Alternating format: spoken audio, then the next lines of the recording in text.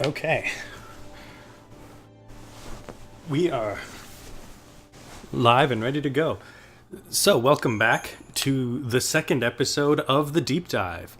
We're here to continue talking about the very small detail and also big picture analysis of Final Fantasy XIII.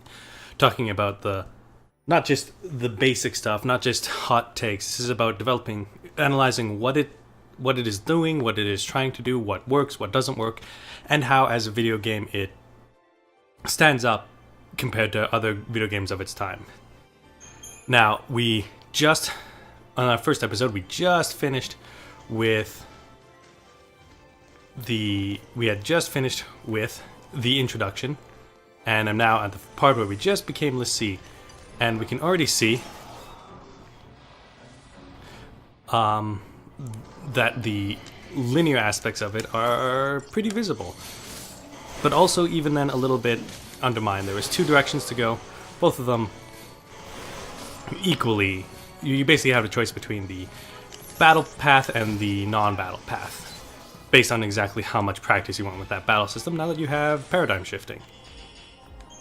Oh, and we get all of these victory screen messages. So yeah, we have the two paths here, one of them filled with enemies, one with not, just to get a little chest here. And you can kind of see a point I was making last episode about how, despite the fact that you do have some choice when it comes to how you navigate the world, the offshoots that allow you to explore more of the world are extremely small. Like, that was a 20-step sidetrack, and then we're just back onto normal track. And so that is one of the things that, despite the fact that the environments are very well developed from an artistic and design standpoint, like the Crystal River here is actually a very cool zone. It's a very interesting map, and you can get it has a lot of the things that you need from a good setting. It's a unique zone. It's different from all the other zones in the area, and yet from a gameplay perspective, not the best.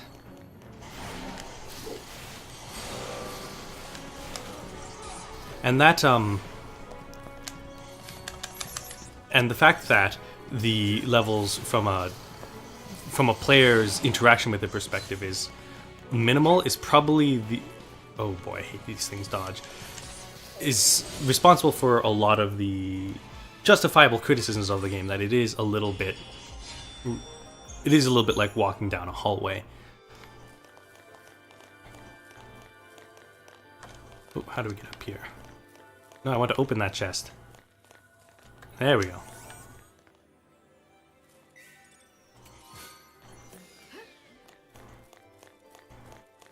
And so, if any of you have particular questions about what is going on, what the game is doing, or if you have your own experiences of it or comments, I have the chat here, and we'll answer anything you want. Or if you're watching it on time delay on YouTube, you can leave a comment and I'll answer it the best I can, either in the comments or in the following video. And here, yeah, the exploration, very minimal. Just go slightly off the course and you just get this chest of 200 gil. Not particularly engaging. But of course, it is a very short interlude. We're immediately back into stuff happening. That's the reason we're l'Cie. To stop it. To keep Cocoon safe. Yeah, why don't you give us one reason to believe that? One reason. Sarah. Snow's got a point. She said to protect Cocoon. And then she turned to Crystal. That's the proof right there. She completed her focus. That means ours is to save Cocoon. Sarah's fal'Cie was the same as ours. Our focus has got to be the same. We were chosen to be guardians. To defeat Ragnarok. It makes sense. What the hell it does? You're grasping at straws, son. Post fal'Cie are Cocoon's enemies.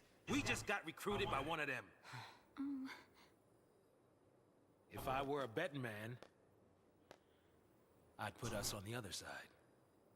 So Sarah's an enemy too? Well, I don't buy it. We have the power to save Cocoon if we work together and carry out our focus. The fal'Cie took Sarah from us, and you want to help it? Whose side are you on? Freeze!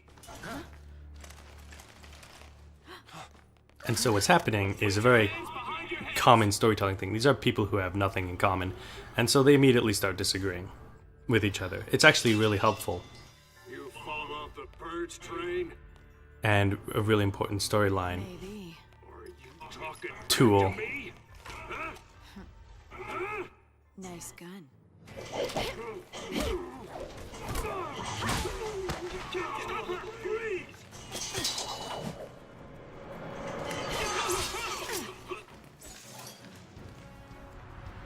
So yeah, it's a very important storyline tool, and actually the reason why the what are you telling me?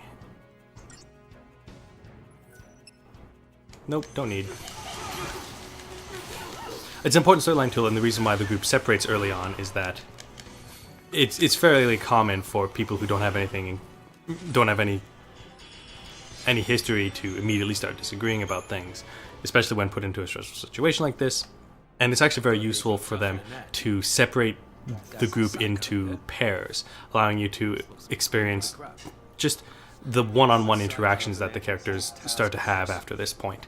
Fought a war in centuries. And those one-to-one interactions are actually really important in helping to develop them as characters. From what you're telling me, sounds like a regular old soldier has got more training than special forces. Nothing for us Lassie to be afraid of. Cut the crap. Their grunts might be green, but SciComm's elites are cold-blooded beasts. They hit the field and it's game over. Uh-oh. Then let's run away. Ciao. Hey, wait! And there's Vanille pushing the stakes forward. A vast majority of the beginning of the game is running away from SciComm, while you desperately try to figure out what you're trying to do. Because no one here really knows what they're going to do. Snow kind of has it figured out. He is wrong, but he's got it figured out from a personal perspective. And I think it's really important that they split the groups together so that they can form the deeper connections on a one-on-one basis, I wonder what happened to everyone else. which helps them when they get together to really unite and figure out what they have in common. And we just got waylaid, didn't we?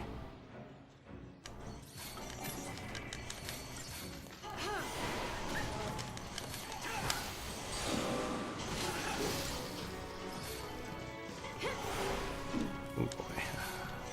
Need to be a little bit better about target selection here. There we go. And missed. Oh, I'm about to die. Oh boy.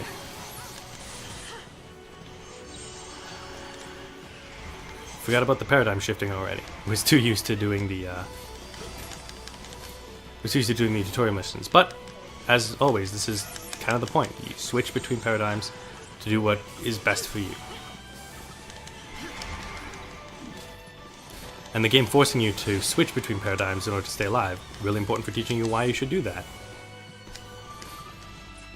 Just do it. So yeah, forgetting to switch paradigms almost cost me a game over there. And it's a little subtle thing of game design, but it is important to, now that we have access to paradigm shifting, teach the player that they should do so. Punish them for not doing it properly, for trying to stay on relentless assault and just DPS the whole way down.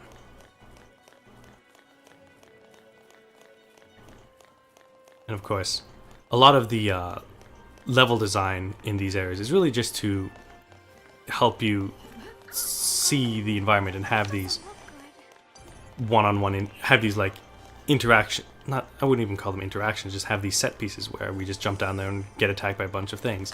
One of the issues is, because the combat system is mediocre at best, it doesn't really have as much of a payoff as it would if a similar thing happened in something like Demon Souls or Dark Souls. Instead, it's not like it's bad, it just doesn't have the same impact that it otherwise could. Save me before I die. There we go.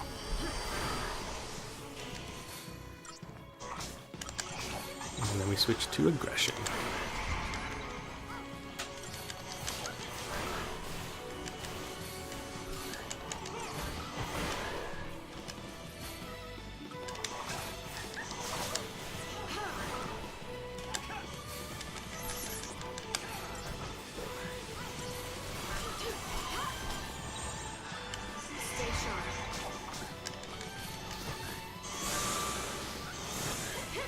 Ah, yes, they're weak to thunder.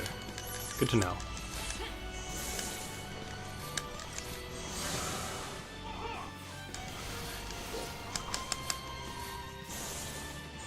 But it doesn't work.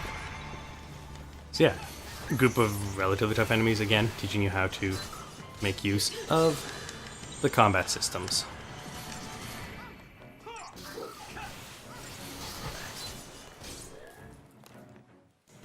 Tough stuff.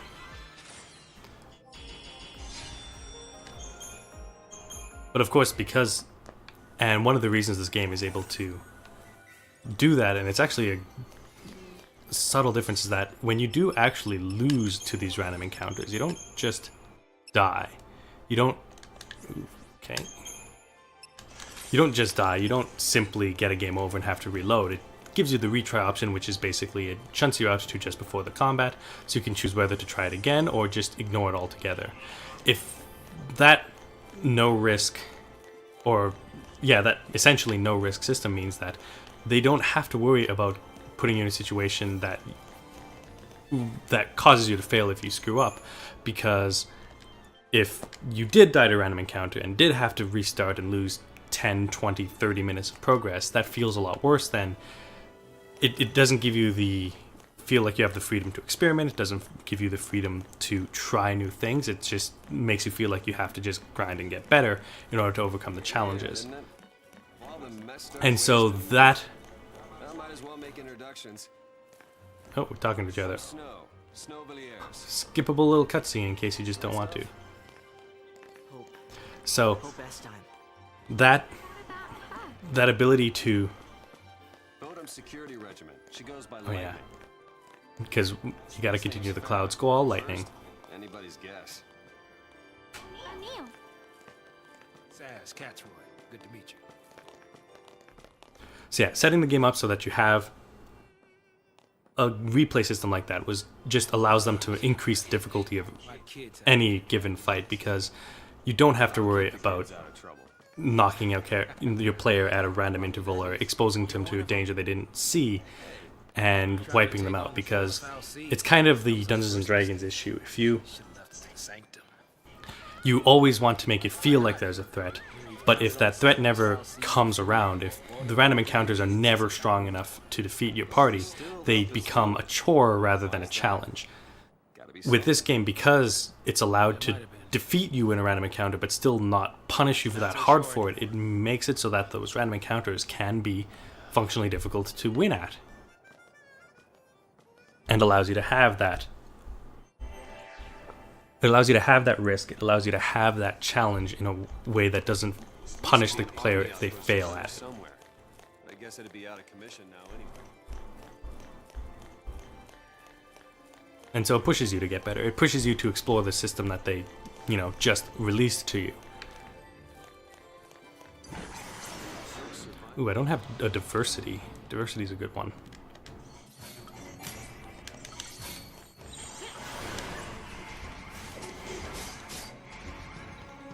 And yeah, that's one of the big issues with the way this game is programmed, is that the first paradigm shift in every combat gives you that extremely long introduction, whereas what it really should be is the first, almost all of them should be like that second paradigm shift, where it happens very quickly and you're already into it. Final Fantasy XIII 2 does fix that and make it so that the first paradigm shift of every play session gives you that long sequence, and then after that it's just quick all the way around. So it is one of the big issues with the game, and it does kind of punish you for that first paradigm shift, which is kind of unfortunate because of how much the game wants you to use paradigm shifts as much as possible, for just because of the way that that's coded and the way that that camera works. It gives you a little bit of punishment the first time you choose to make that paradigm shift, which is not the greatest.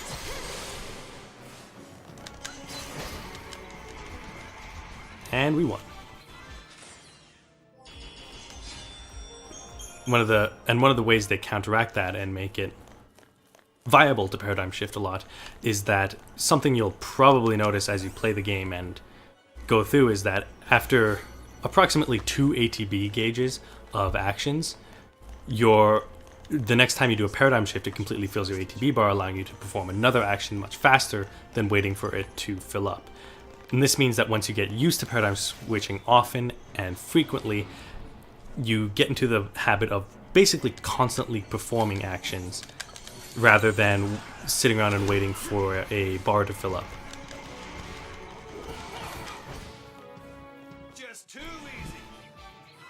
And one of the advantages of two of them being controlled by AI is that even though that delay between input makes it longer for the player to make decisions, your teammates still get to beat things up while you're in there. Hey, Magician's Mark.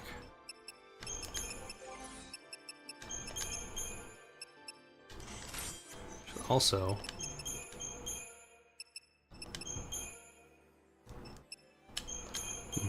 Commando. Actually, no. This is how we get good diversity.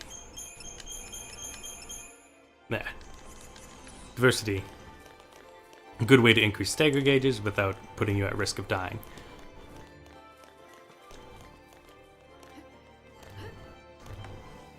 Of course, when, actually, do I have medic already? I don't believe I do. No, I do not. The paradigm system is surprisingly robust because of the way that roles affect the entire party, even above how they affect themselves. And so there's certain layouts of roles and certain paradigm modes that are quite useful, and the game does give you the chance to experiment and find the ones that work for you. Sarah. Oh, look, it's Sarah. Sarah! Sarah. I'll get you out of there.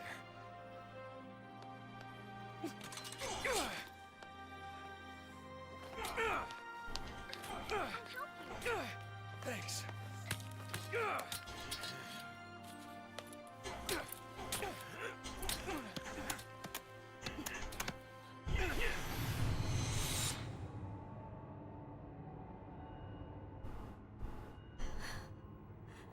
This is goodbye. Lightning! You're just gonna leave her? SciComm will be here soon. If they find us, we're all dead. You think Sarah'd want that? You think you know how she feels? If I leave her, then I'll never know. We'll be fine. I can handle anything they throw at us. No one will die. I'll protect Sarah. And Cocoon.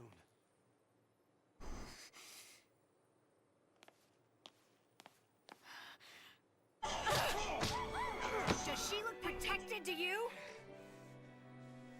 I can save her! What can you possibly do? Whatever it takes!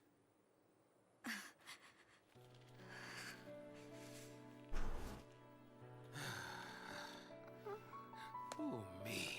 You two are hopeless.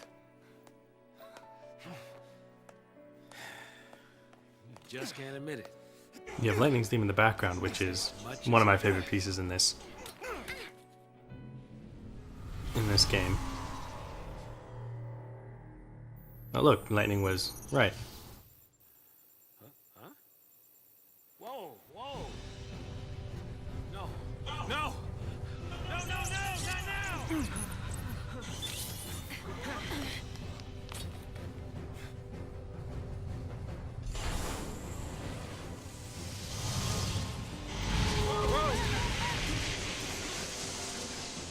And so in that previous scene, we saw a little bit of Lightning's inner monologue, which we really would benefit a lot getting more of. Unfortunately, we don't. We get flashes of it, but never quite enough to make things work. What are you trying to tell me? Switching paradigms? Yeah, we don't need that. I am, however, can use this little Libra.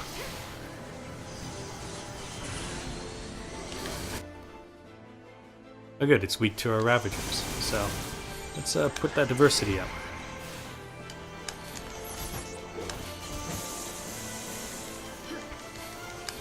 And this is why having a good set of... Ooh, that hurts. And we lost. Already. I can't stop now. That's why actually paying attention and not just standing there for a little while doing nothing works. And, you know, seeing it's using an important ability and then The train fell too. actually switching to Sentinel is really important there. And skip. Really good that there's skip cutscenes. Although it's unfortunate that it took, I don't know, up until Final Fantasy XII for them to actually include that in there. Try disaster that. It's gonna hurt. Actually, we should probably switch to diversity, honestly. Especially now that it's staggered. You need to do that damage.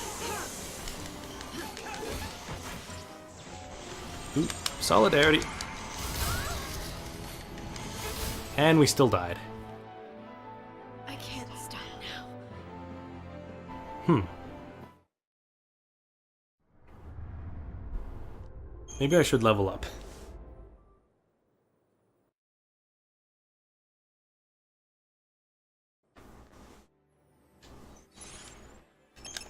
And so, the Crystarium. Kind of similar... Oh wait, I don't want to... Wait, what's Life Siphon do? Oh, that's cool. Not gonna get there, am I? Nope. So, kind of similar to Final Fantasy X Sphere Grid system, but... Ooh, what do you get? Oh yeah, that's what we need. Very important ability. And actually, yeah, you are able to max out Snow's Crystarium just before this boss fight because you need that Fringe Ward to help you against that thing that keeps killing you. And so that's just good design. And that's one of the, although it's not quite as modular as the Sphere Grid system in Final Fantasy X, it still lets you do stuff like that. It lets you choose which of these paradigms to develop first and which ones to prioritize. And that's just good that they give you that ability to... You need that Fringe Ward to survive, it seems. And so making it so that Snow's thing caps out such that you have it at this point. Super important.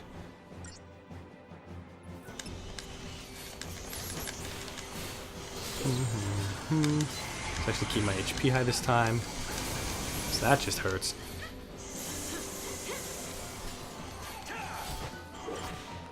Come on, heal yourself. And then we'll get to aggression.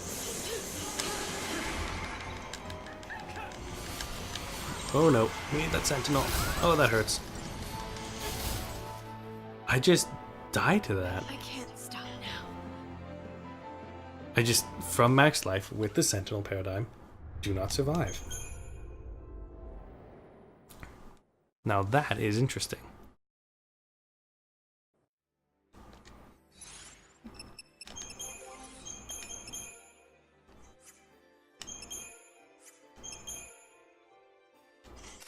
Just need that 50 additional HP, I think.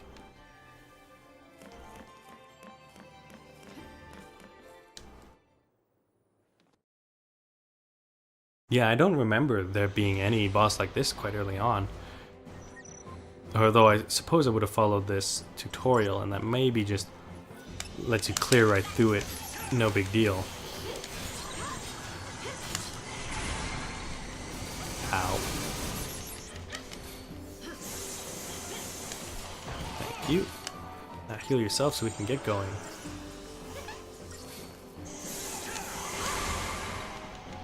Now it's gonna do this. Oh, is it just not? Oh hey, it's just attacking you now.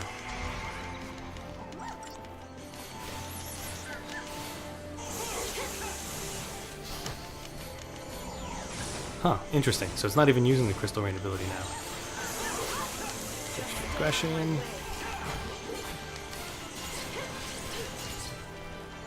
Well, what do you know? Turns out all Snow had to do was provoke it a little bit in order to stop it from using Crystal Rain. Interesting. Let's assault up. Huh. Fascinating.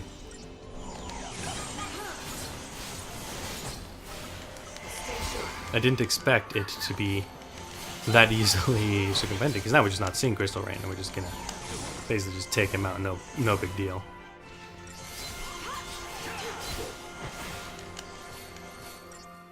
Actually, I let it fill so I could easily switch, but we're just gonna do this. And we're done. Didn't even see the Crystal Rain. Of course that's the case. Of course it's the case that as soon as I switch to adjust for it, it doesn't even appear.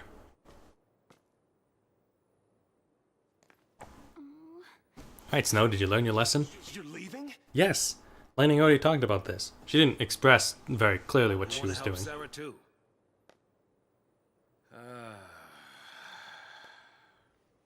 But without tools, we could be digging for days. The army's on our trail. So for now, we gotta keep moving. For now. So I just abandoned her and saved myself? What about your focus? What happened to banding together and saving the world? Lightning calling Isn't Snow that out. what you promised? Now you want to forget it all and die right here? Snow, you're nothing but talk. Super calling Snow out. Lightning! I'll do whatever it takes. I'll finish this focus and keep Sarah safe. That's my promise.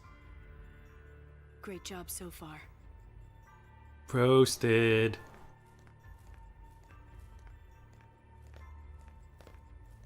It's no real surprise that Lightning and Snow don't get along. They're named after completely Stay out of trouble. incompatible weather patterns. You do.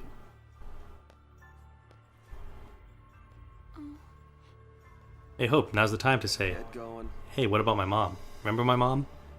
Nope. But Later.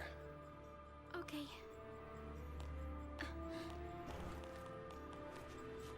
Yeah, you're thinking about it. But you're not going to. Snow, Save it for next time, kiddo. You'll get left behind. but It's okay, Hope. Light'll take care of you. We'll meet again. yeah, count on it. Ah, Hope. The Hamlet of Final Fantasy XIII. You could solve your problems if you just said, hey, I have a problem with you. But instead, you're just gonna mope around about it. I'll get you out of there.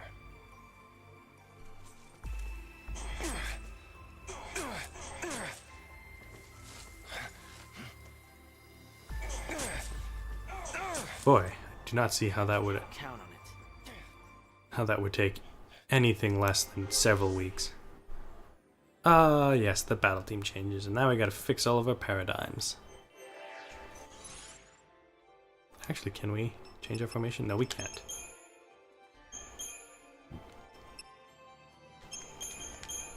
We actually don't have a lot of options here, do we? Yeah, because you're only a Ravager, so that is... I don't think I like Thaumaturgy.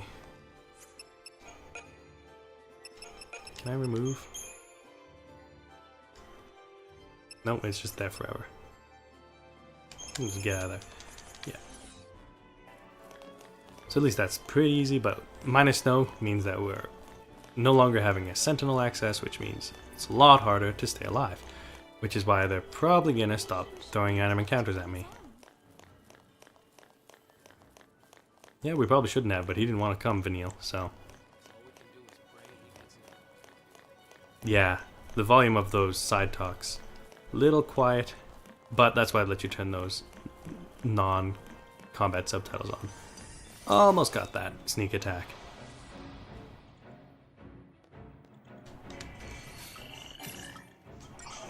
Ow. Stay sharp. Jerk.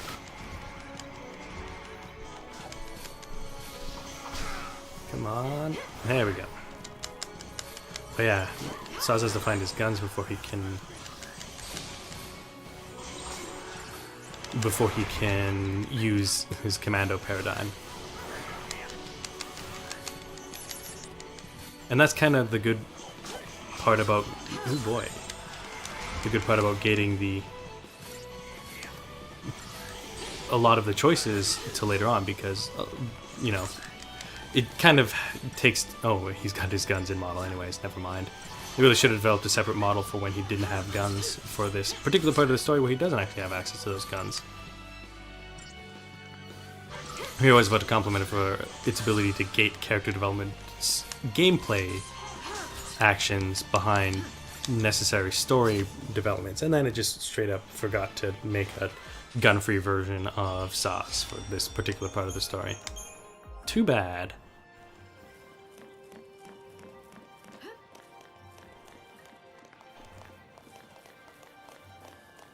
Look at that.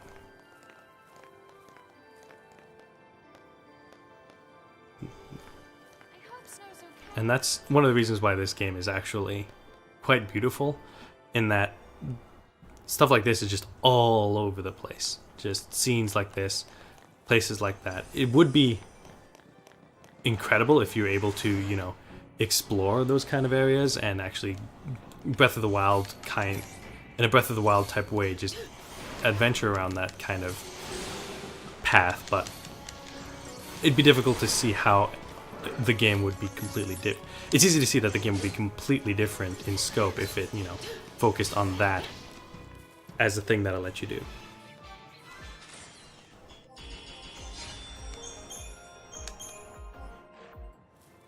Alright, Vanille, lead us forward. Nope, just gonna stand there. Sweet. Okay, do not shake the slippery tube. Be cool on this. Do not shake the slippery tube. And of course, yeah, the camera, I'm focusing on that gorge. You should close your eyes. Just to get you that set piece in. Oh boy, that's a lot of them.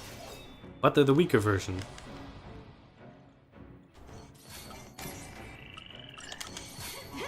Bam. A lot of them are destroyed already.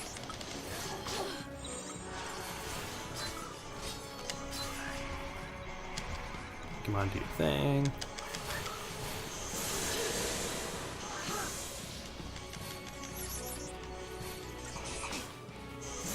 And we're done. Getting the hang of how the combat works again, since it's been quite a while since I've played this game. Still couldn't talk to him. You'll never get past this if you don't say something. No, but they can help you express that you have a problem. He'll learn exactly how I feel. Yep, Hamlet. You have a chance to do something, but instead of doing it, you don't. Looks operational.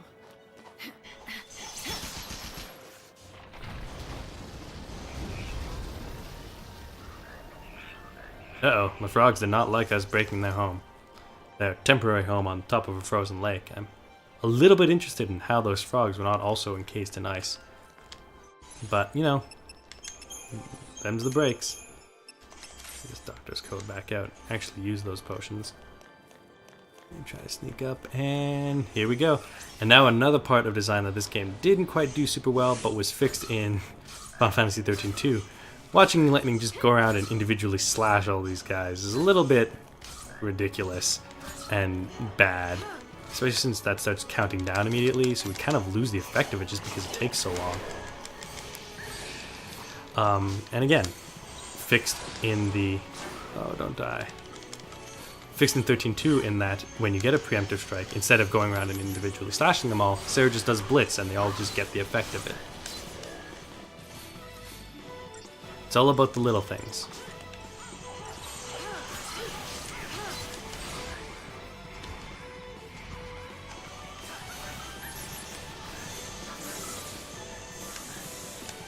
Yeah, this one in the game. We're not going to stagger in this condition, so might as well switch.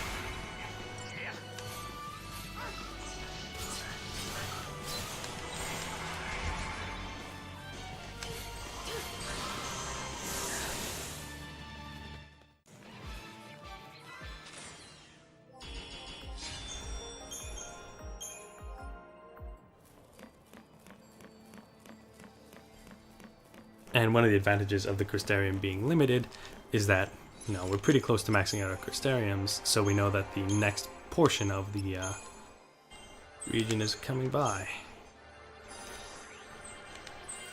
Because yeah, there's that max. Oh, actually, I still haven't touched this. Ah, power chain is important. Oh, what else help if I touched Saz's?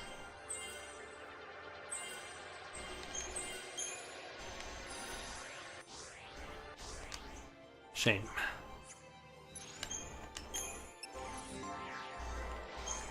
And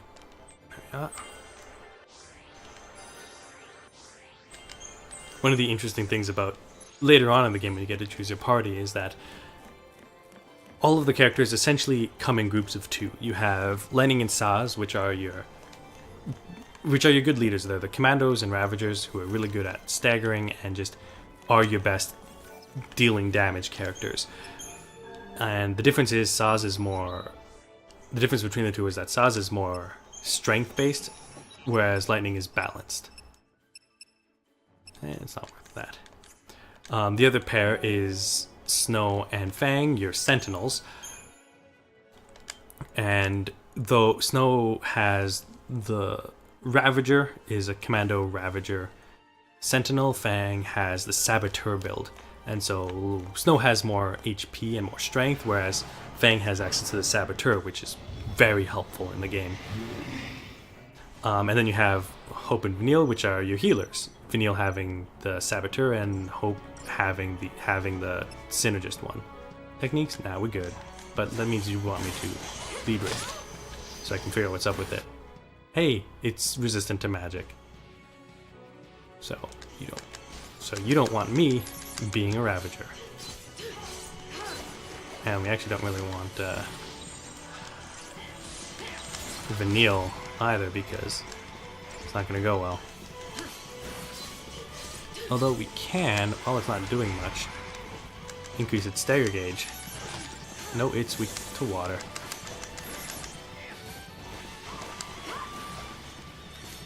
So it may not be doing a lot of damage, but triple Ravager means that we sure up that chain gauge real fast.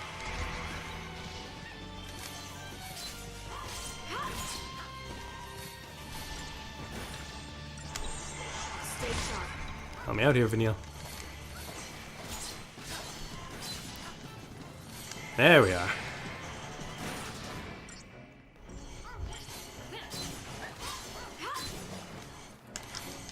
And we're done.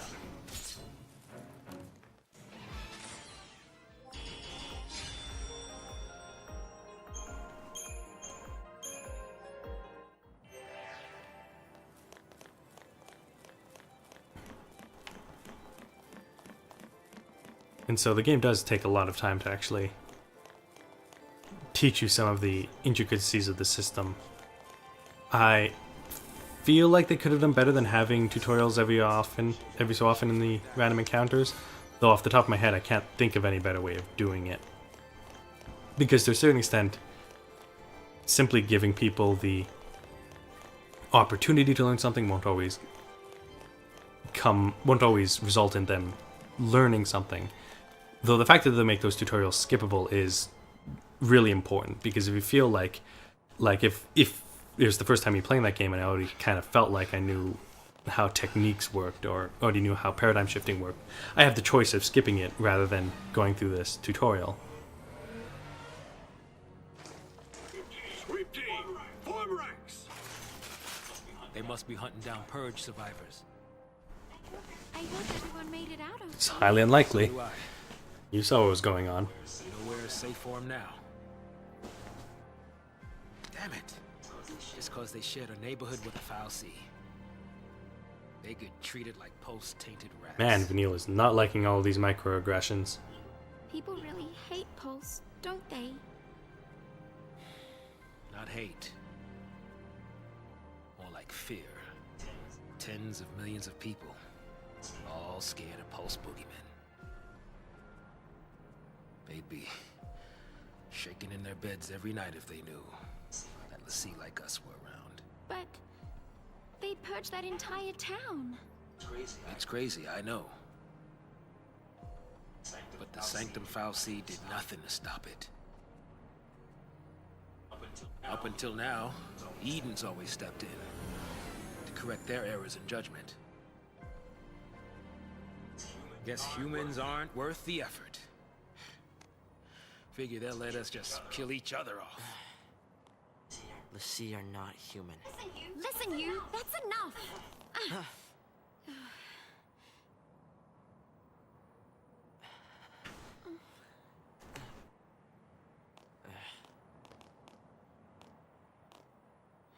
We're still alive. That's something.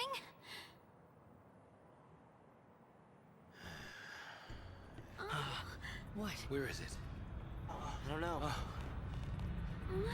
There!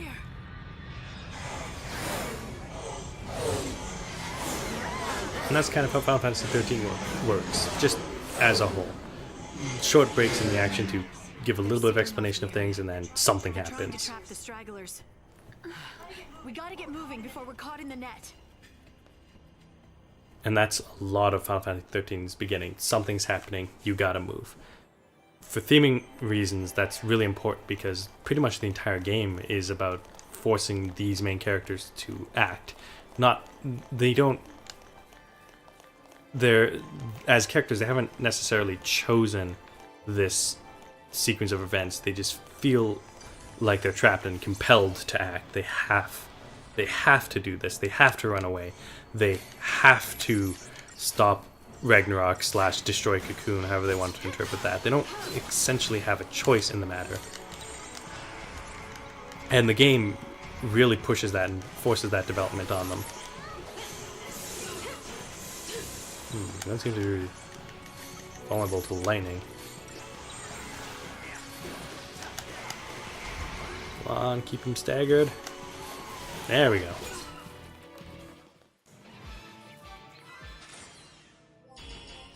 Still only 4 stars.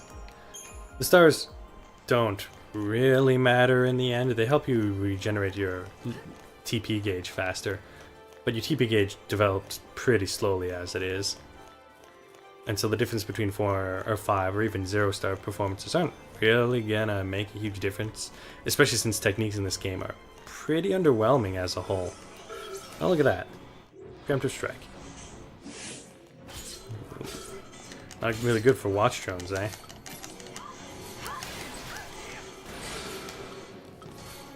And staggered.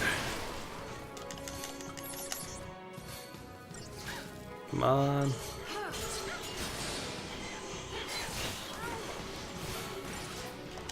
Ah, yes. Stay sharp.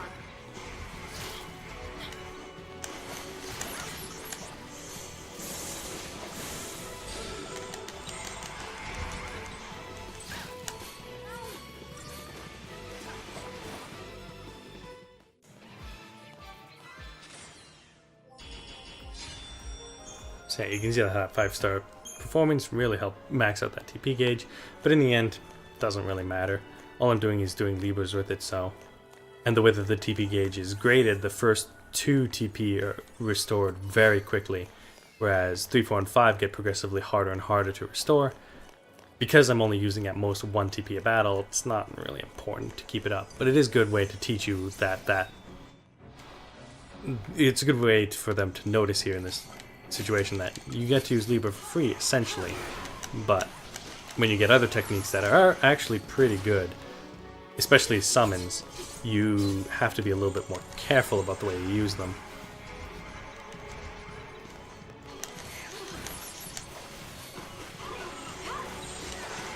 Stay sharp.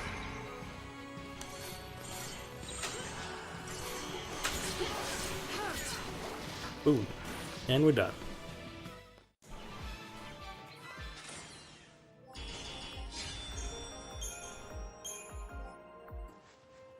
And that's just another minor thing they do well. The transition into combat and out of combat is fast. It shows you the results screen after a very short animation, and then you're just back into it. I've played a lot of JRPGs where they spend too much time or they have an extremely long end fight sequence or animation or musical thing. And the problem is you're going to go through hundreds of fights over the course of the game. So if it's arduous to experience the end of combat things, that just adds so much unnecessary bulk to your combats when it is an effort. When you do waste, 5 to 10 seconds on an end combat screen, when you otherwise just want to mash X and move on to not doing that, having a quick combat end screen is essential to good game design. And this game does a good balance. It does let you see those little ending flourishes and then just immediately gets the results screen. And the results screen is pretty simple. It's just, oh, that's just a mobile bike. It's just how much experience did you get? 5 stars, done. That looks dangerous.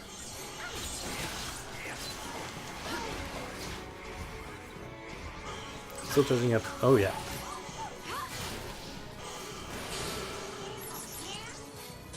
Take it out.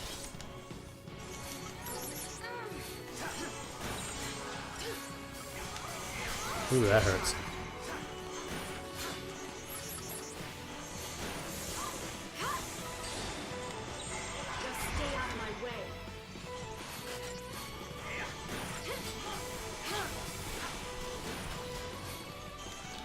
Tweaked anything? Oh, it just halves both magic and physical.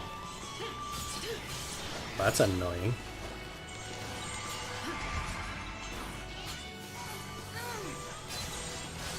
Let's build that stagger cage just a bit before we're done here.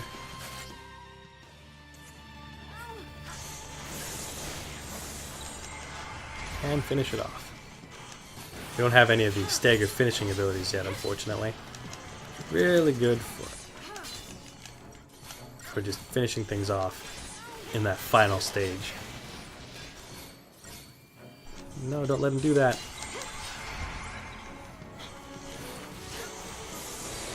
And we're done.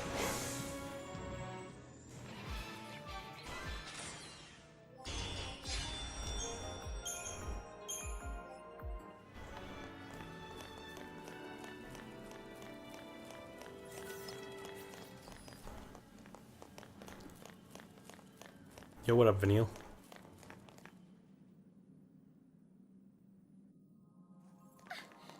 Whoa! This whole place is crystal.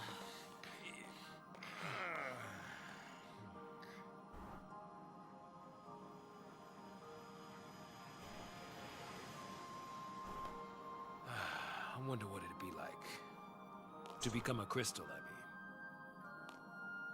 You're gonna complete your focus? Maybe. If I knew what it was. Yeah, I probably don't want to know.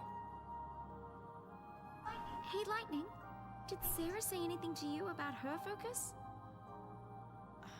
I feel like from an animation perspective, it's just too windy all the time. Everyone's hair and loose clothing is just going crazy. Like, look at that. Collars don't do that. Especially since her cape is not, like, blowing sideways. Like, wind strong... Okay, this is a lot more believable. But, like, wind strong enough to make her collar go crazy like that would be blowing that cape off to the side. Easily. I don't care anymore. Oh, well, they caught me.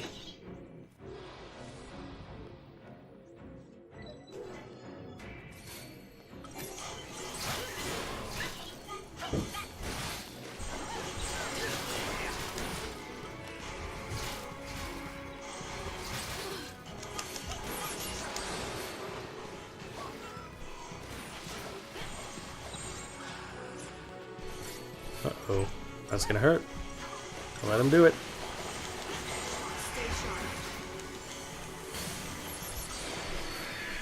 Ow. That hurt. Save me! Ooh, saved.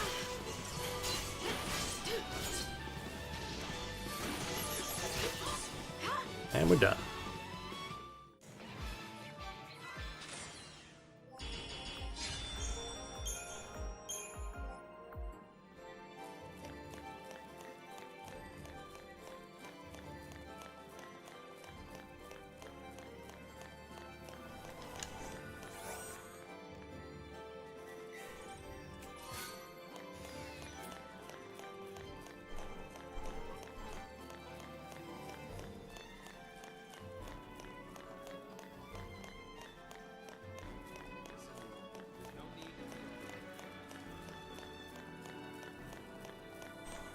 I really feel like there shouldn't be this many just chests there. Especially if it's going to give me 6 begrimed claws. Was that really necessary for that thing to be there? No. In other news, we saw that tunnel leading to the very clear switch to the next area. This is a very interesting area. New shops yet? Nope. And that's one thing this game does very well, and that's clearly delineate the different areas. Each area has a unique look. It doesn't, not just like unique between the other areas in the game, but in areas in like general. It's not like a lava level, ice level, water level. Everything has a very unique look to it. And the preemptive on the Alpha Behemoth, solid. Let's build up that gauge. What are you weak to? Water.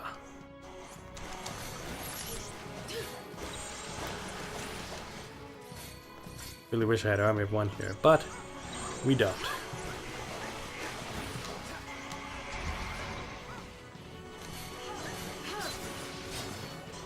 Yeah, already we're getting 9 times damage.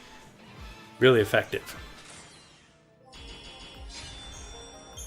And that essentially teaches you the value of actually getting preemptive strikes. It takes what was a very difficult enemy not 10 minutes ago, and you just wreck it because you just start with 490% in the stagger gauge.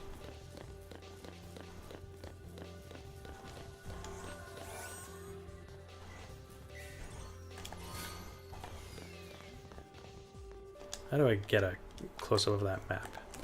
Not like that. Oh yeah, we have some Decepticons still. Ah well.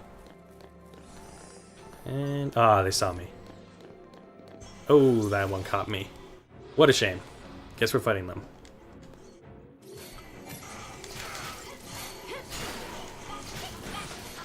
Ow, ow, ow. Switch to diversity.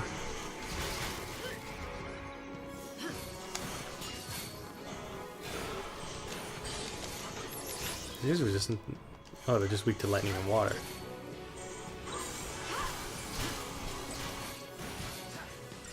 Wait, there's a staggered one? Let's kill the staggered one.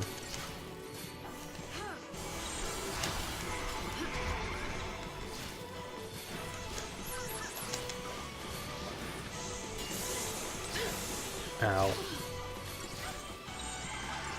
Oh, wait, no. If I have potions, I should use them. Nope, that's not potions. This is potions. Who needs the diversity when you have the potions? Come on.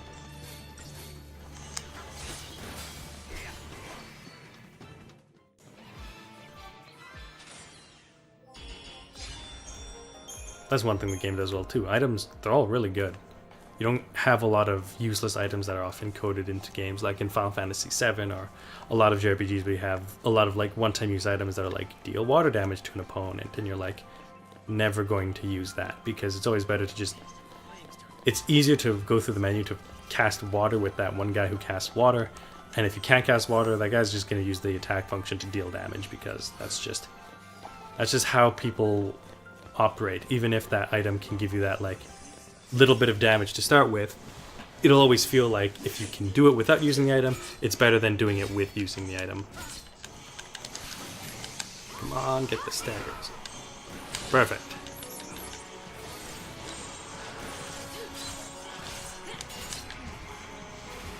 Ow, ow. We don't know anything about you, so let's find out about you. Nice, good to know.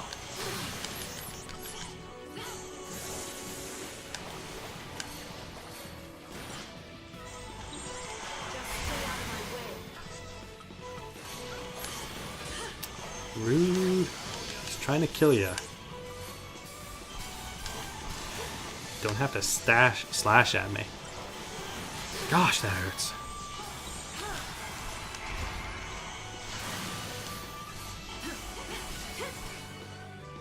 Yeah, it's really important that all of the potions are area of effect healing because, especially in the early games, you get such a limited amount of that. That is just a good way to get your HP back up. Also, one thing that I think is underappreciated in this game is just the way that the camera works is very good. Like the inertia the camera has when it's showing, when it's trying to zoom around places.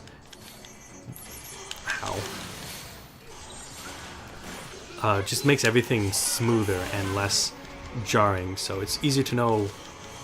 You're less likely to have situations where you're looking at the camera like, oh geez, where am I? What's going on? It just makes that happen less often. Oh, I need to actually get these ruins out. Ow, that hurts so much. Stay sharp.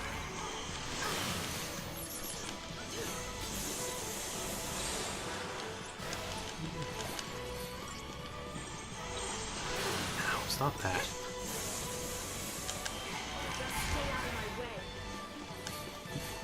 Come on, ow. Much better. Still not 5 stars though. But it, you know, still filled my TP gauge a whole bunch. So it doesn't really matter.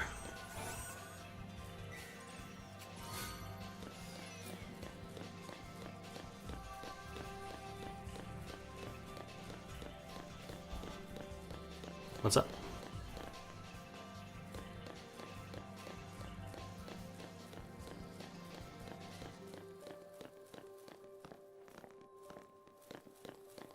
So yeah, completely new environment. Though it's still, from a exploration perspective, is mostly just running in a straight line, though with a little bit, this time it's a little bit more freeform because it's like slightly more open areas.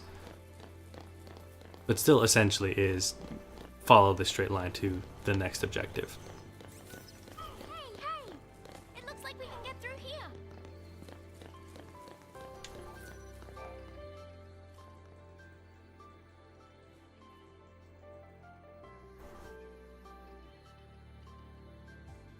Hey, look at that. Secret. All I had to do was pay attention to Vanille. And we bypassed some part of the stage.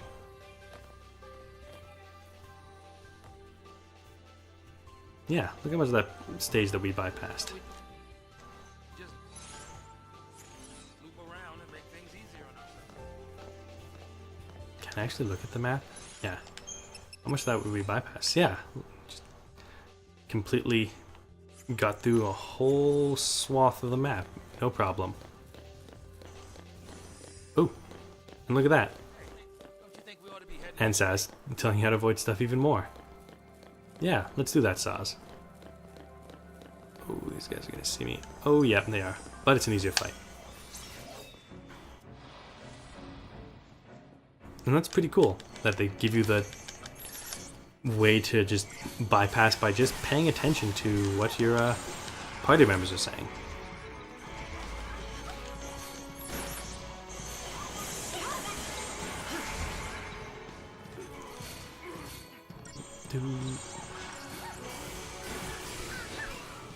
Time to get that power chain.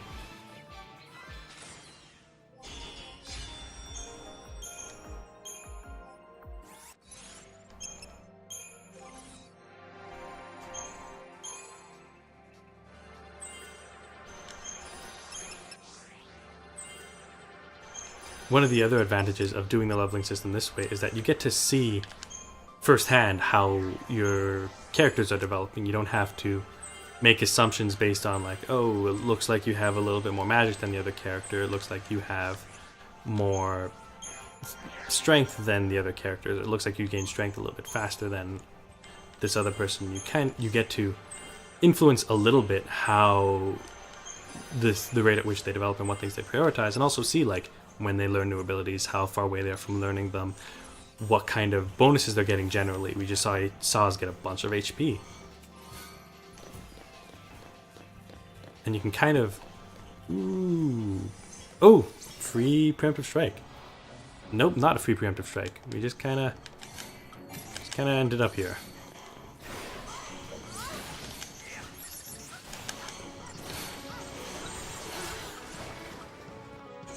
Ah yes, power chain. Such a good ability. Who almost died? Everyone. Let's fix that.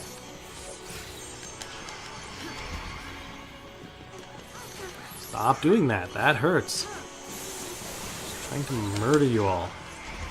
Making things hard.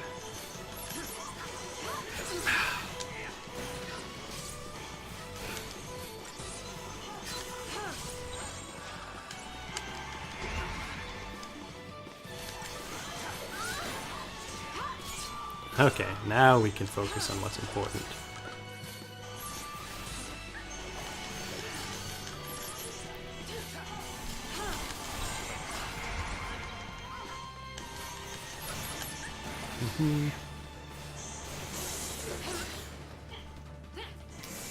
Rude.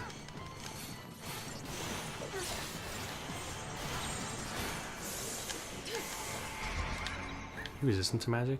Hard to know. But you notice that you're unremarkable, which is not true at all. You're actually quite difficult.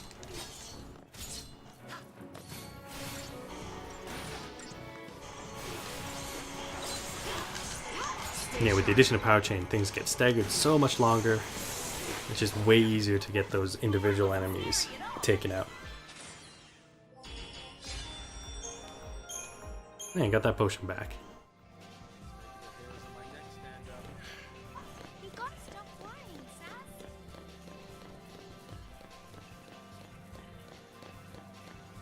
Alright. We outran him. We'll be okay now. Did we? Or did we actually fight him because we kind of jumped down to that? I wonder if it wasn't intended for us to jump down and start the combat.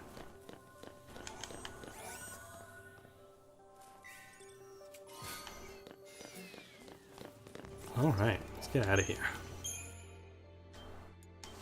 Now remember this next boss being a little bit on the difficult side.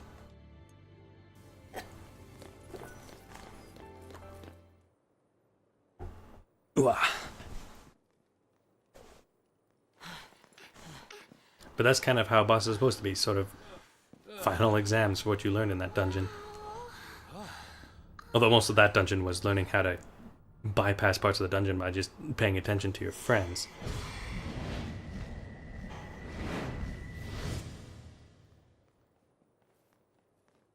So here we get to...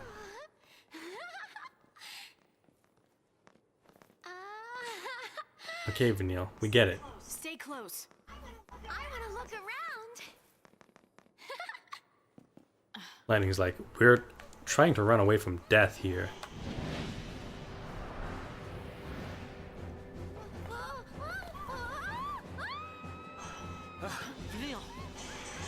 Ooh boy. You sure found something.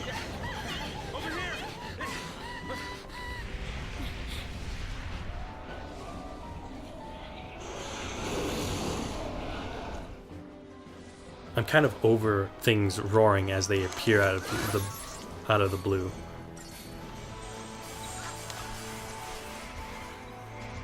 I should probably... Ow, that hurts. Hey, tell me about yourself. Weak to wind, immune to... Earth. Oh, yeah, because it's flying. Pokemon rules apply.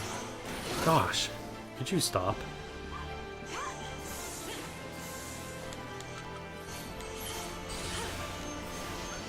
There we go. Yeah, the Doctor's Code, very important there, because otherwise my potions will only heal 150, which, in case you're wondering, would be less than half of my life. Huh, that was much easier than I remembered it being. Oh yeah, because it's got two forms. It's charging up. Charging? What are you talking about? Charging for what? Its last moments.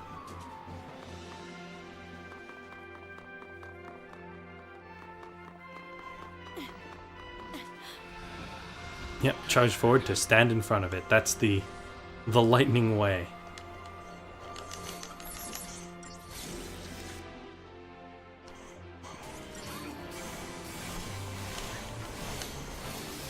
Hey, don't do that.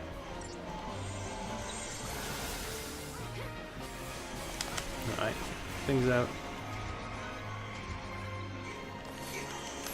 Ow. Alright. Tell me your secrets. powerful lightning-based attacks. If only I found a lightning resistance thing earlier in the dungeon that I don't have equipped.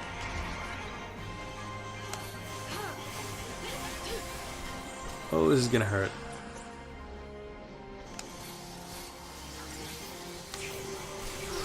If only I had this potion to help me out. Haha!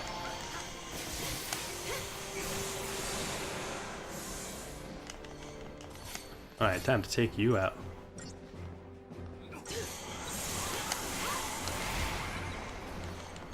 If you do this right, you can get some pretty good things going on for you. Ow.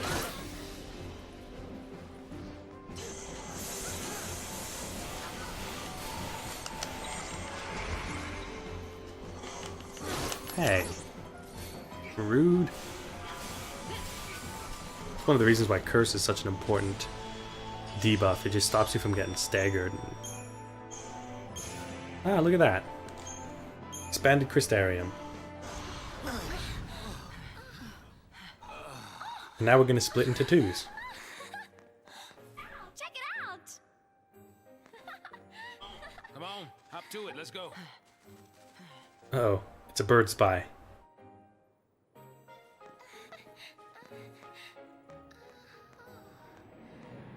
Oh, well, what do you know? It's just a runway in the middle of this temple. I guess that's one escape plan. Sir, the temple is under attack and we need to get you to safety. Alright, fire up the plane and zoom to safety. Probably missing an engine. You shouldn't be so negative. And you shouldn't get your hopes up.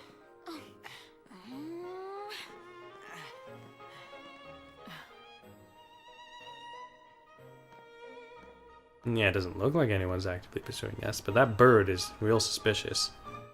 Tell me your secrets, bird.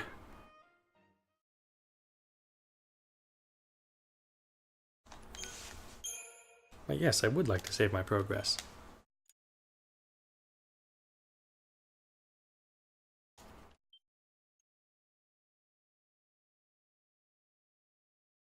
Oh yeah, because this is going to be Snow getting Shiva, isn't it? Yes, it is.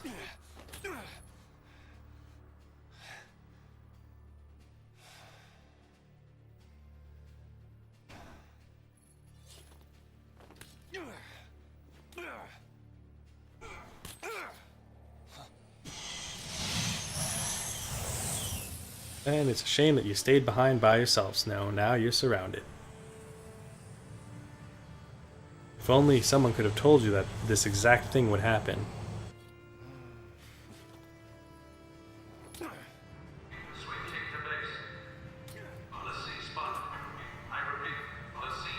He seems to be shoving a stick into the crystal. You gonna lend me a hand or what?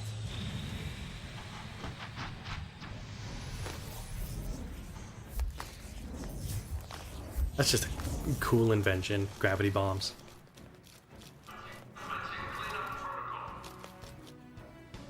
Clean up. Let me help. Wrecked.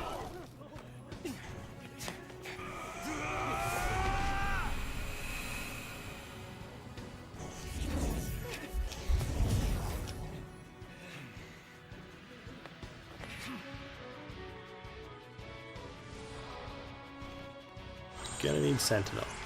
We have.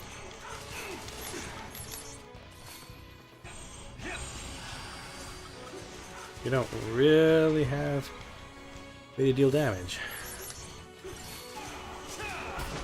Oh yeah. Turns out the answer is just punch him. Hey, I'll punch ya.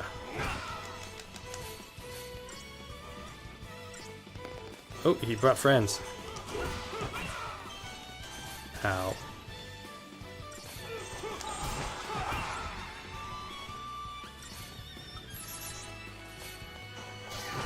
Oh boy, that's just so much less damage. But it's because of the trackers. Oh yeah, it's because of the trackers.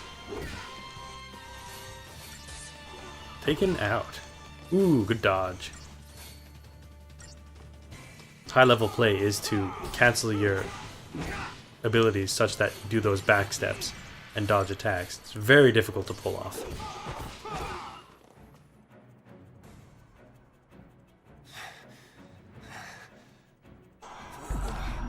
Don't give up, Snow.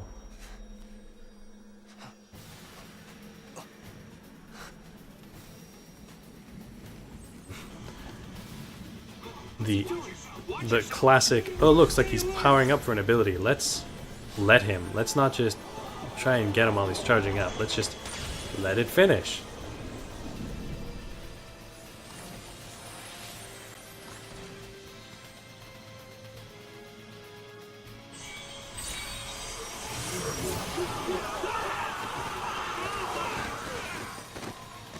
I like to imagine that half of them just fell backwards without even getting hit by the wheel, because like, oh, that's a super dangerous looking thing. Maybe I should just pretend to die.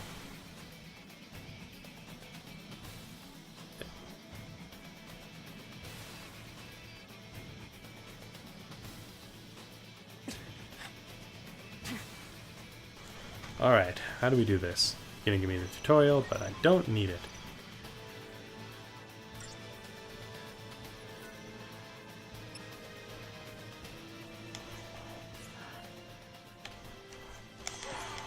Libra, super important. What do we got? Yields to those who amass chain bonuses. Okay. Good to know.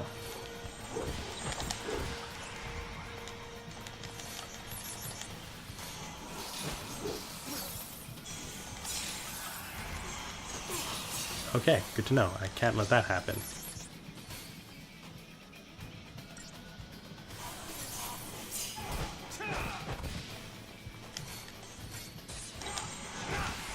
Painful. Go. Hey, I'm working here. 1, 2, 3. Quickly, not gonna happen. Damn it.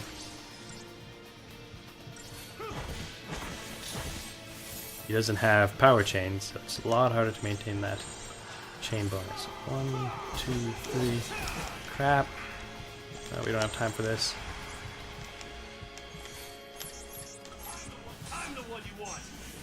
And that will happen, and now Zara, wheel grind.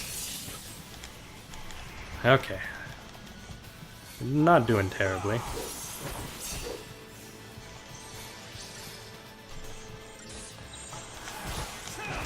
Okay.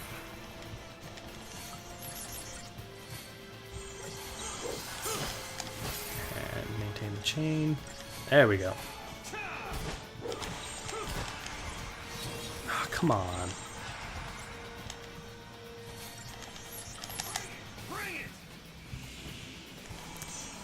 Just trying to get your summon. Although we seem to build a lot of gestalt by blocking that. Which is good. Just enough to...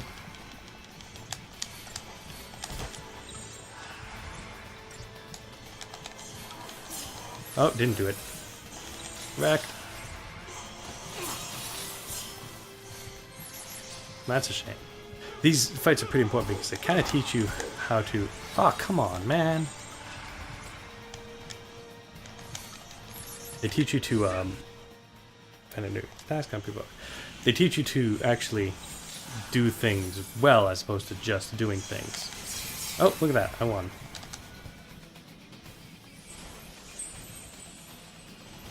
They teach you to pay attention to what the enemies are doing and learn how to defeat them, not just defeat them, but to defeat them well.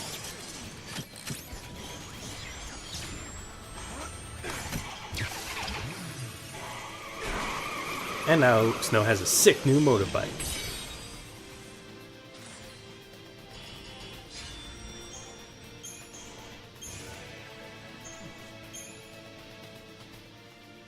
I actually do like the way that summons work in this game. It's very different from how they worked in other Final Fantasies, and they're also so much more useful, though actually kind of difficult to utilize properly. I gotta hand it to you for taking him down, but don't gloat just yet. Might come a time you wish you'd let him end it and made things easy. The astute amongst your audience will recognize that she speaks very similar to the way that Vanille does. Which is a good way of noticing that those two have something in common. He's a Lassie. Take him. Back off. You want to keep breathing? Shut up and come quiet. Vulcan neck chop.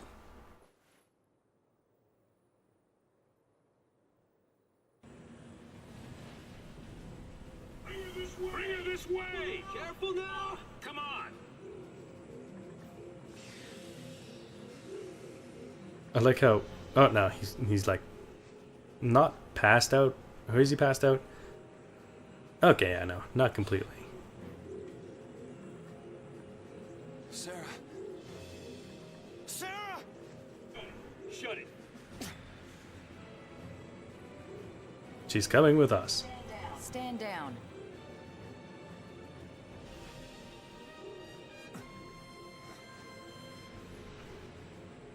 You two?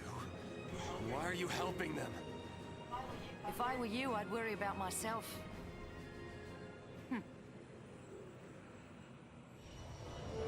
Surprise! Fang is also in the sea, though not in the same way that everyone else in the cast is.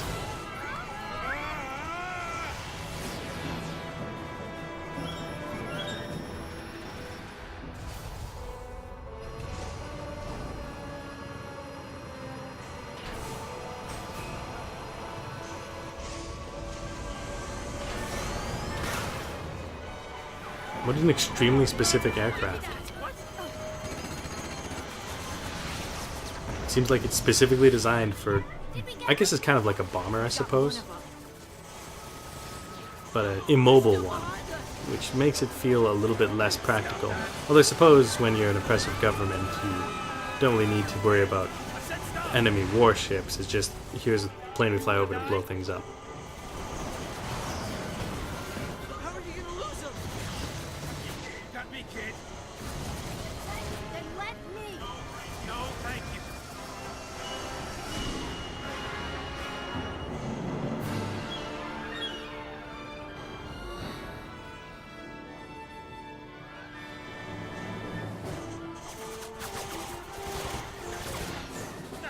They're still on us?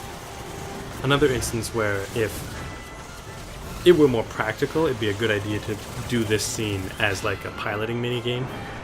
A lot of the older Final Fantasies were very good about this, but scenes like this would just have you play a minigame where you go through it, try to do a little Star Fox thing, but it's kind of understandable that you don't necessarily do that because that's designing an entirely new game engine for what is essentially a one-off scene here. And though it would make the game better, the trade-off probably wouldn't be worth it because it would be a lot of work and a lot of effort for not a forgettable minigame, but like the minigame wouldn't be significantly better than that scene that we just saw. An update on the status of the purge. Just moments ago, the Sanctum announced the successful conclusion of the purge, along with the safe arrival of the Cocoon. I really like this news team being like old PS2 graphics news team. To sort of like, it really makes the animation look so much better when they put the last gen animation as the sample of like what the tech is here, and it's just very, it's just a good idea to put that little bit of just yeah, it's just so good that last gen graphics just make the current graphics look so much better by comparison. Yeah,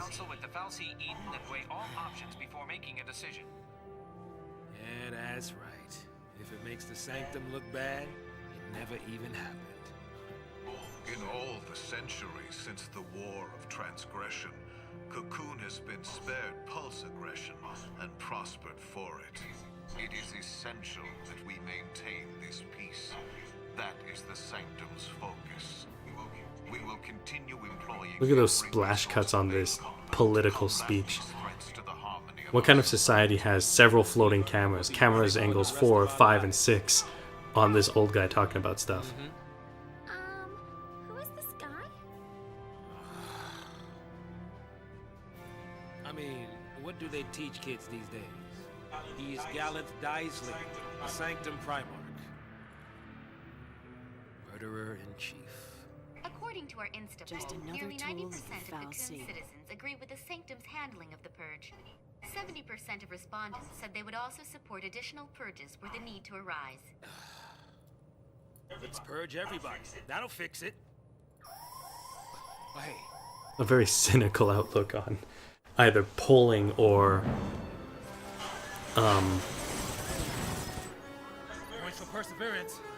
or just government function as well. Although the game as a whole is pretty cynical of that as well. It's based on basically oppressive authority figures and going against them. So Final Fantasy as a whole is pretty anti-establishment.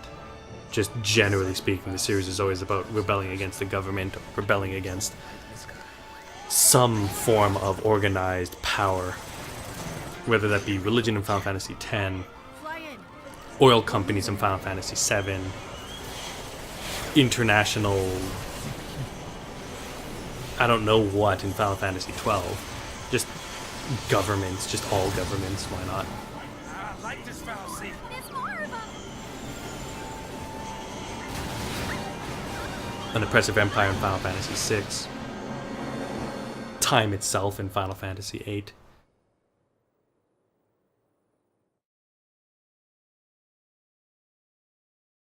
Final Fantasy IX. I'm really trying to blank on what Final Fantasy IX is. Anti-monarchy a little bit. Anti-technology.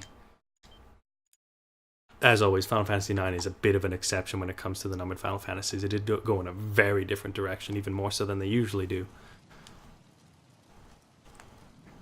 And, of course, we were in a plane, and the rule of video games means that that plane inevitably crashes. And it crashed, and of course, it crashed here in the Vile Peaks. Hey, Oh no. Enemies.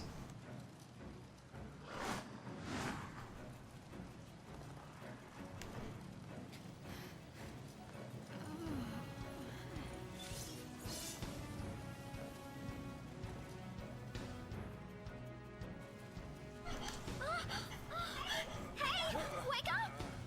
You gotta wake up! Look! Hey, slow down. Ready! Gotta keep you kids safe, right? Veniel, as always, proving that there's more to her than you see on the surface.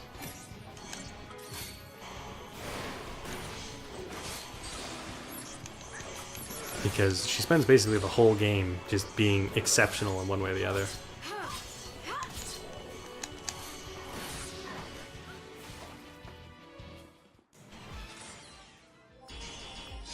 Because she is essentially the main character. More so than Lightning, in many ways. Glad that's over.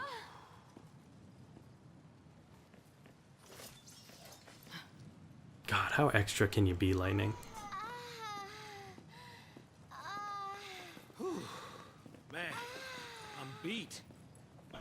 What? No break? they're tracking us. I know that, but we aren't soldiers. We don't have your kind of stamina.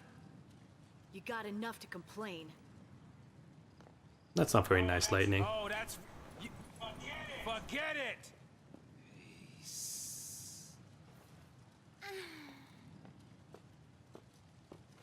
I think, I'd stick with her if I were you. later then. And now we're splitting into twos. Snow and Fang, Saz and Vanille, Lightning and Hope. From a story perspective, I think it's a very good idea Let's get going. because Get going. what this does is it's very difficult to give individual characters a time to shine when they're always in a group of 6. As we saw when they're all together, they're essentially in a state where they will constantly fight and disagree about stuff. It's still a ticket. But when it's 1v1, it's a lot more chance for them to show their and develop their characters in a more intimate setting. you just can't change. Kid like you would not understand. Yeah, I'm a kid. I don't understand. Well, I guess we can be fugitives together. Oh, you ready? Ready! Hey. I think we're starting with Saz and Vanille, aren't we? Yep. I don't like playing as Saz. That's just personal. What do we got? Synergy Saboteur. What we need is Synergist Medic. Yin Yang, Tide Turner, Dual Casting. Boy. All very mediocre paradigms here.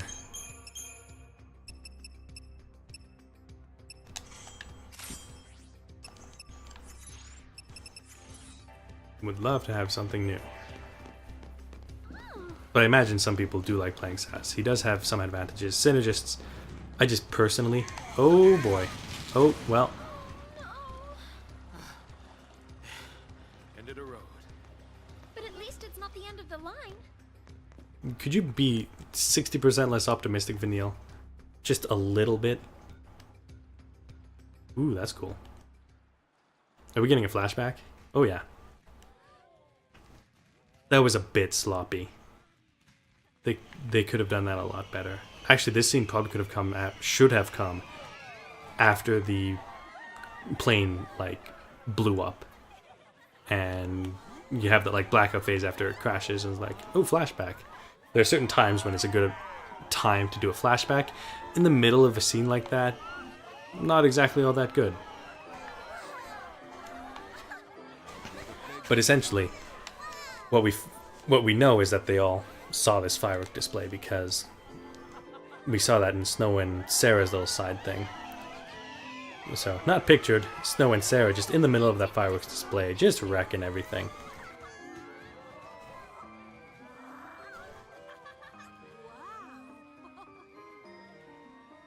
The game does make good use of flashback to drive the story. It is a good idea for it to start it when things happen, as opposed to doing the very long build-up that would otherwise come of doing things chronologically. You look dreamy. So this game is a really good argument towards not necessarily telling a story in chronological order. And you call yourself a soldier. Ah. Sorry, Lieutenant. But I really don't think guard duty is my calling. I don't really think guard duty is anyone's calling, really. Lucky for you, your shift just ended. It's a combination of standing around being bored with standing around and ready to jump into act at a moment's notice. Found something in the vestige nearby. They don't want the Guardian Corps here stepping on their toes.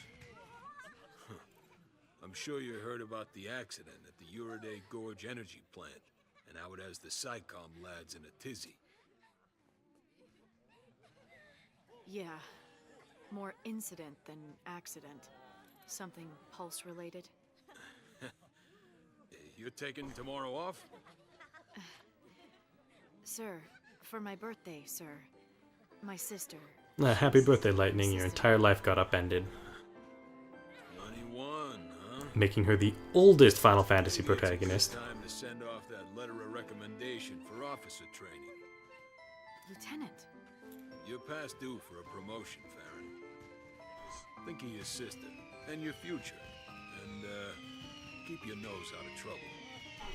Out of SciComm business, you mean? Yeah. Nothing good'll come of it. Nothing but grief. Oh, look at that one! I've never much liked fireworks, so I don't really relate.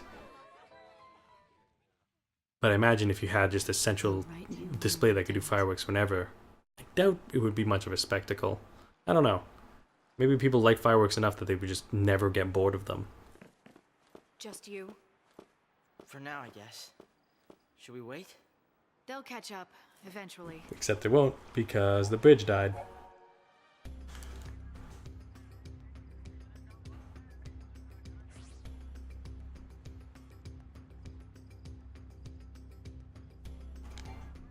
Wait, does he have no CP to start with? Oh yeah, he's got CP to start with. Stage 2.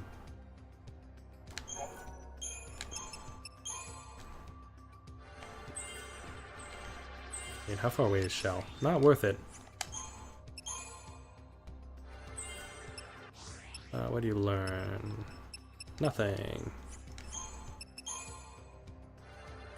Oh boy, you don't learn anything. Oh yeah, let's get you arrow and then switch you up.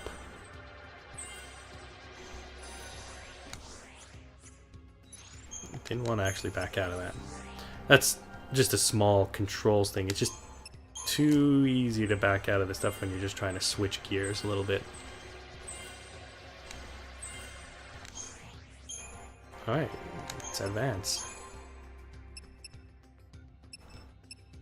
Don't really need those.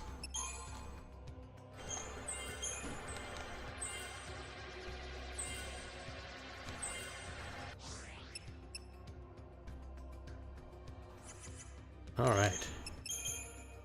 Slash and burn, super soldier, war and peace, dual casting. Basically all we need. I do like the paradigm names that they give. It just gives you a little bit better.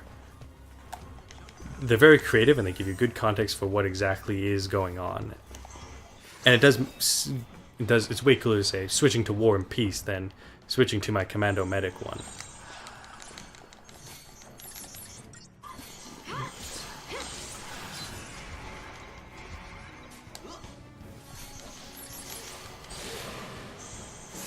Switching to super soldier, yeah, it's just a better way of phrasing it all.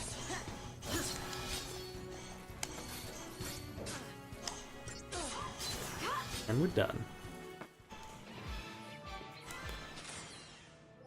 I don't like using Hope generally speaking because he's the defensive synergist, and unlike Zaz, who's the offensive synergist, and any party with Hope and Zaz would probably be pretty good because then you can get super buffed and it'd be awesome, but I don't really like the defensive buffs. They're strong, they're really good, but I feel like Saboteur is just a little bit better because most of the time when you have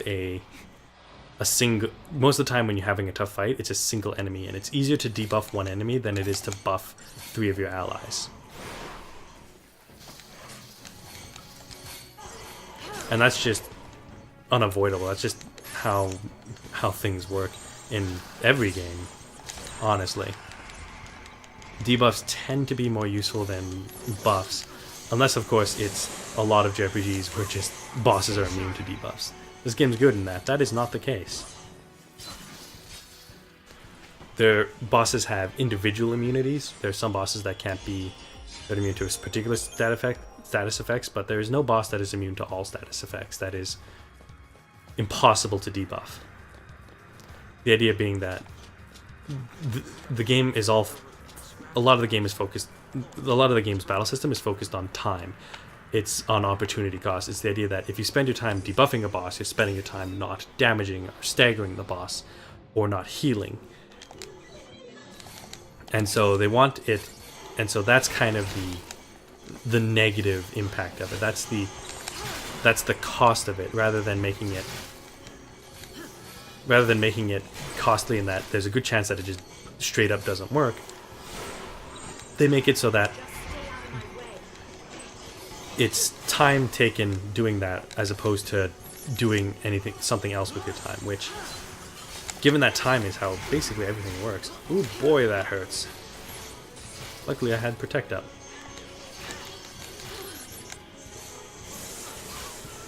Gosh, that's hard.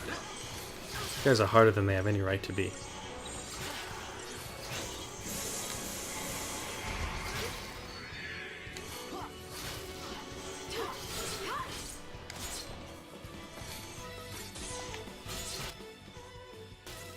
And done.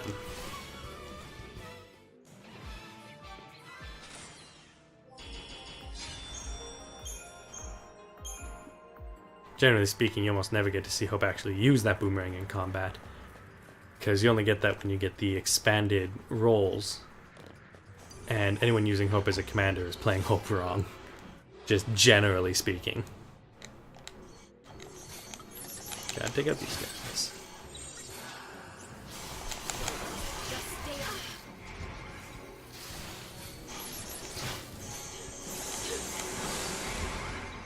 Come on, super soldier. Get that protect out.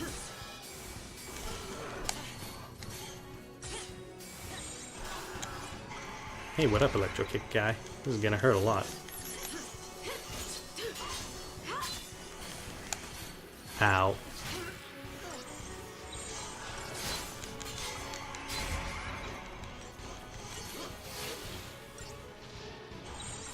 Come on, take him out. Hey. Ooh, that's bad. Hey. Oh, that's the wrong thing. Oh, don't die. Oh, don't die. Please heal me. Okay. How did that happen?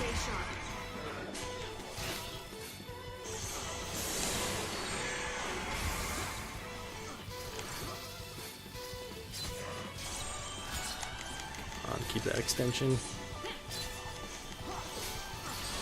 Alright.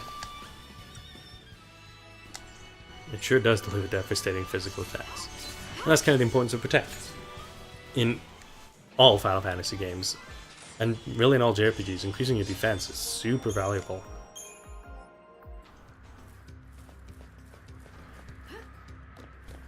But as always, it's a time sync thing. So when there's only 2 of us, didn't quite. It's not that much of a sunk opportunity cost, but when you're trying to get 4 buffs on your entire party, you almost have to full time that synergist roll, which leads to a lot of time spent buffing. So you have one character who's essentially not attacking the enemy and is instead just increasing the abilities of others, which when it's Saz doing the offensive buffs, or even Fang who gets the offensive synergy with the Riveras, it actually makes a huge difference. But I still find that debuffing just comes out a lot faster and does the same net effect. Of course, combining the both of them creates just this huge gap and does way more than just one of them, but having a party that has both the defensive debuffs and that's basically a Saz Vanille combination, which unfortunately would mean you're maining probably Fang too, so you have all of those. So Fang, Saz, and Vanille would be an interesting team for that reason. And personally, I would just play as Fang. And that's the other thing about the game. Choosing which one you play as is crucial for how you experience the game, because the roles that you have available to you change the way that you're choosing to play. And playing one with Sentinel does make you more attentive to the boss's attacks. Can we get through this way, you think? You know where you're going, right? I've been here on missions before. Missions? Nothing to do with the Purge. There's more to life than just the Purge. Purge is SciComm's baby. Our military is split into 2 arms. As most militaries are. The Public Security and Intelligence Command, known as SciComm, and the Guardian Corps. I was Guardian Corps, Bodum Security. As most countries have both a standing military and a national guard. If you're not SciComm, then why did you board the train? For Sarah. Flashback. See, that's an appropriate use of flashback.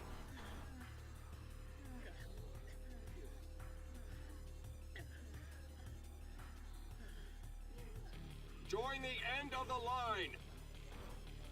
Attention, Purge deportees. Follow instructions and stay in your lines. Personal belongings will be returned upon arrival. Except, no, we kind of know it's all a ruse.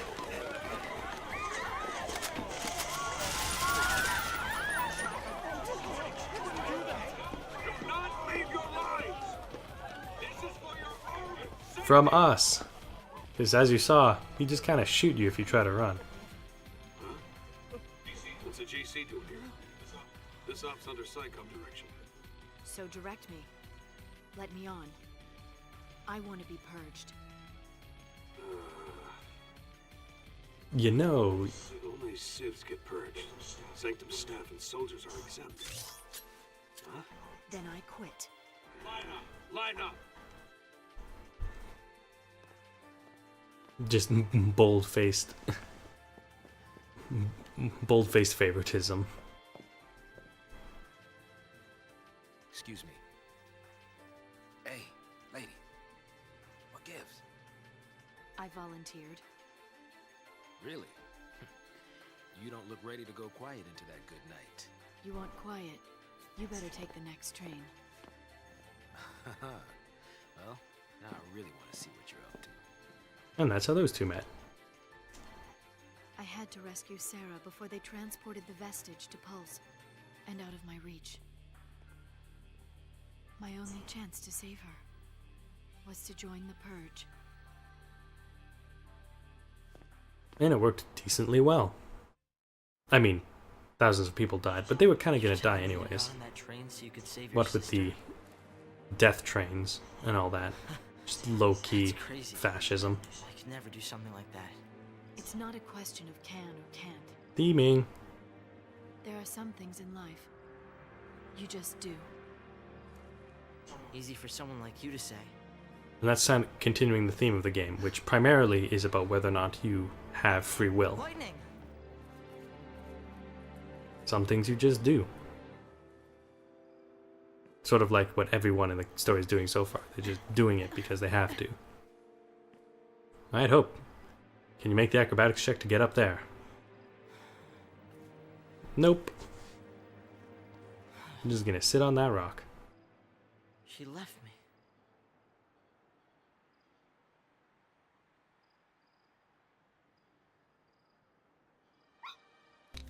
One, two, three. Go. What are you up to? Hey! Wait up!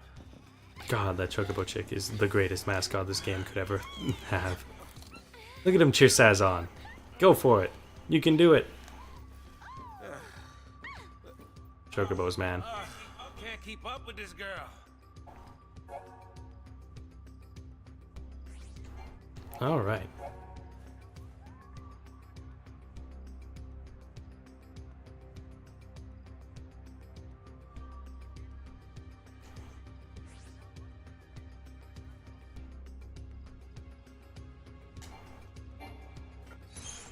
So that's an interesting... Okay, good, they saved that. That's important.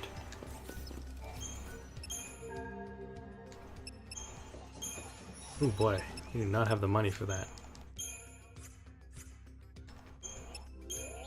Okay, so I need to do some shopping, so I think that's a good place to end the deep dive here. I will one day probably shop as part of it, but with the limited shop there's really not much to say about it. It's just a place where you buy stuff. It does start to expand when you get customization, and at that point we'll talk a little bit more in depth about how the shopping in the game works. But until then, I think it's time to call this episode of the deep dive to a close. So, if you're interested in more of this, join us next week, where we'll continue moving forward. Now that the party is split into pairs, we get to see a lot more of their characterization and the way that they function both in combat and as characters. And if you want to see more, make sure to subscribe, make sure to follow, and leave a comment or question if you want me to talk about it. So, thank you for joining us on the deep dive, and until next time, have a good day.